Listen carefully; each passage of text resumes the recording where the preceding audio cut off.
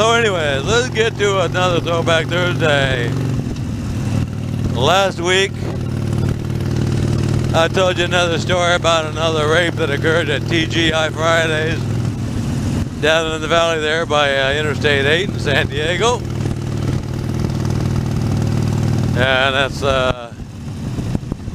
what is that, 163 Interstate 8 if I remember correctly. I think so. I don't know if it's even there anymore. It used to be there.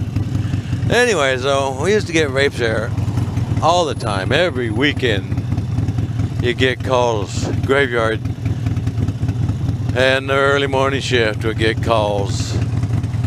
And the common theme with all of them is it was a young girl went there either by herself or with her friends. Got too intoxicated, met some guy, and ended up going out into the parking lot with the guy, making out.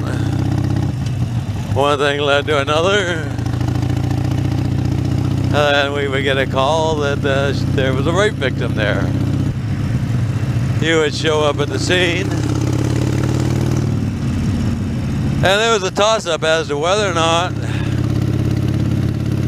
you thought you had a legitimate rape case or a woman crying wolf.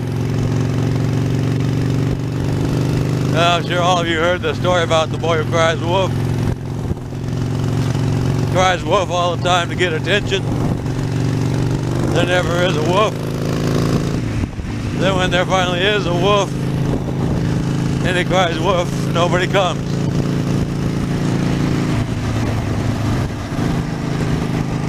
So, like I was saying, the common theme of these is that the girls were there, either alone or with friends. Met some guy, had too much to drink, ended up out in the parking lot,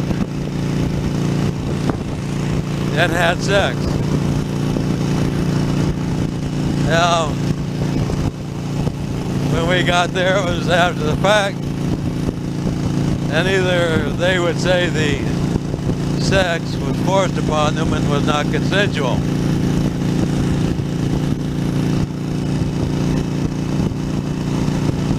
And I can guarantee most all of them, not all of them, but most of them, once we did find the guy, he claimed it was consensual.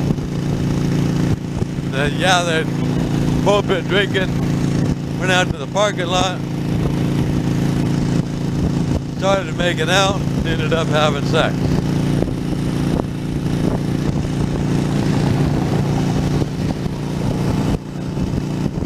Now, there were some that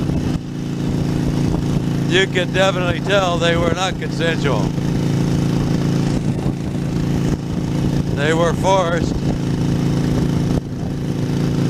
And that's when, you know, the girl had fought back.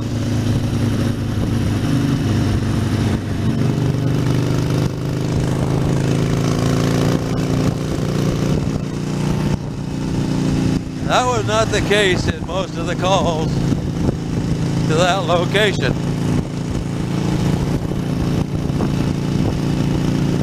Of course, we'd still have to take the reports. We'd still have to take them to the hospital for the rape exam kit. Now, sometimes they'd refuse to go. If they refuse to go, then there wasn't much you could do about that. Anyways, I guess the moral of that story is if you're going to go out with your friends and get drunk, if you're the guy and you're going to have sex with a girl, in today's day and age, you probably better get it documented with a cell phone video that she's consenting before you do it.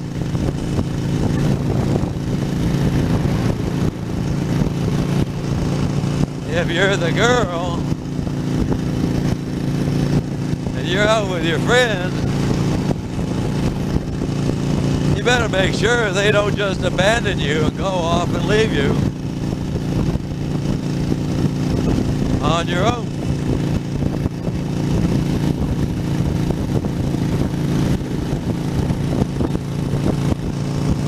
Because that, if you're the girl, that's really the only thing you got in your favor is numbers, friends, people who will take you home. Make sure you don't go out there in the parking lot with some guy that's going to take advantage of you.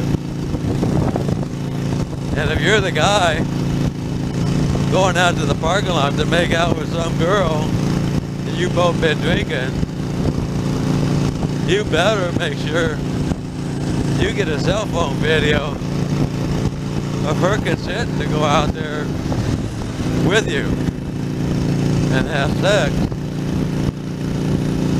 so she don't come back later on and claim you forced her.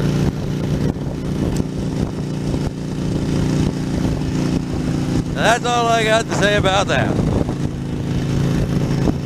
My words of wisdom for this Thursday. So bye. Oh well. See you later.